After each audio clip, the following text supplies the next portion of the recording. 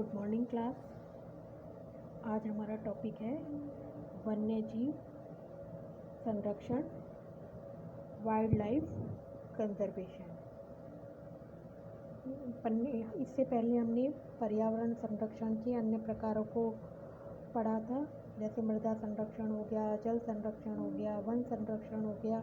उसी में आगे हमारा वन्य जीव संरक्षण कि वन्य जीवों की सुरक्षा कैसी जाए, उनका संरक्षण कैसे किया जाए।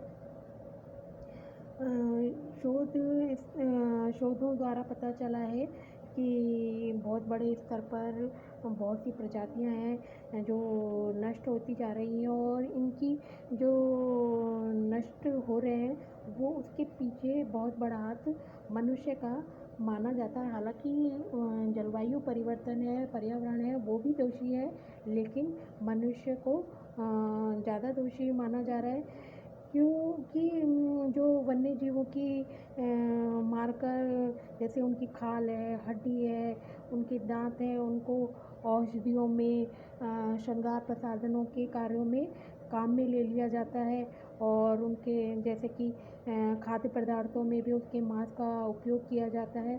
तो ये सारी चीज़ें हैं जो वन्य जीवों को मार रही हैं। इनकी सुरक्षा के लिए जो सरकार ने है विभिन्न कानून बनाए हैं। उन्हीं में पहला है वन्य जीवों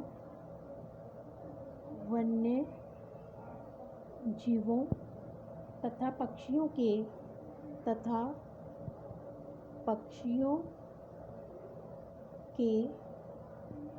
महत्व को देखते हुए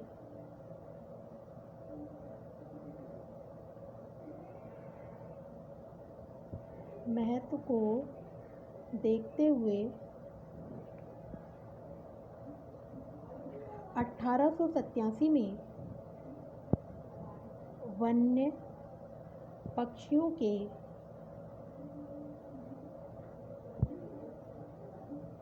सुरक्षा कानून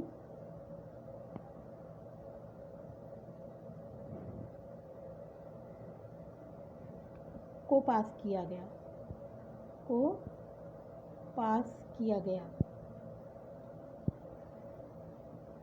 कि वन्य जीवों की तथा पक्षियों की महत्ता बनी रहे, और उसके लिए 1887 में वन्य पक्षियों के सुरक्षा कानून को पास किया गया।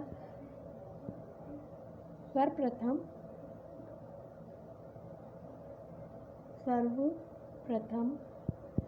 1952 ईस्वी में भारतीय वन्य जीव परिषद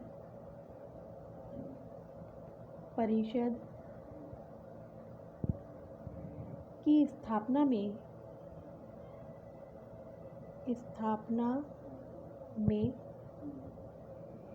जीवों के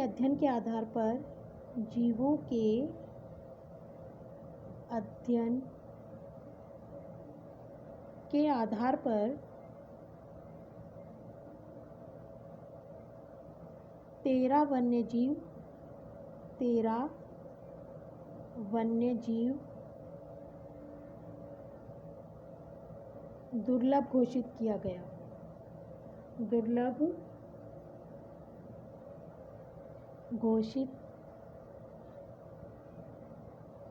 गया।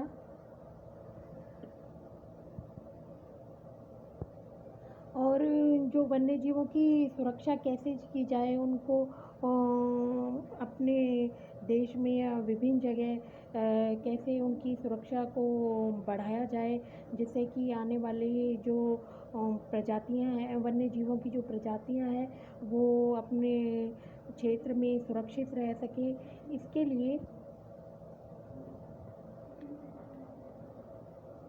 1972 में पारित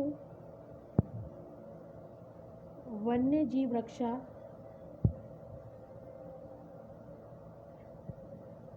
अधिनियम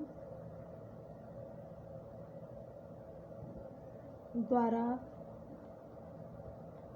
जीवों के शिकार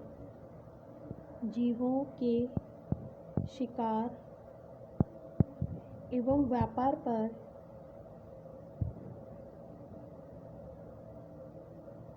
भारत सरकार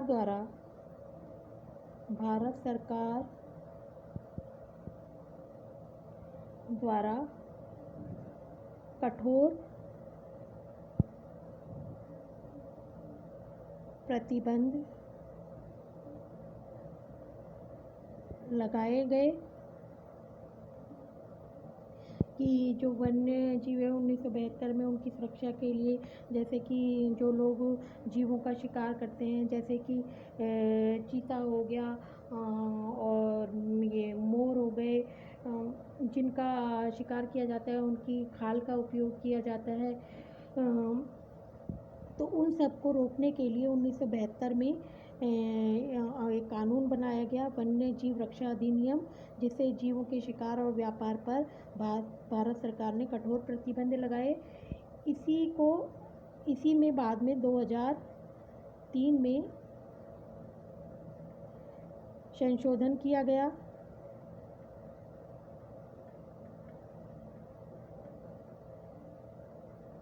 जिससे कि वन्य जीवों के शिकार को रोका जा सके, उसके व्यापार को रोका जा सके और उन जीवों को सुरक्षित रखा जा सके।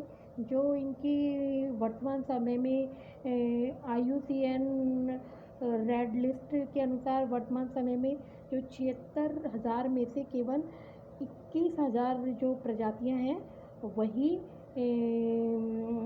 संकटग्रस्त हैं, और उनकी सुरक्षा के लिए हमें वन्य जीव संरक्षण जो कानून बनाए गए हैं उसके महत्व को समझना चाहिए, और वन्य जीव संरक्षण को हमें भी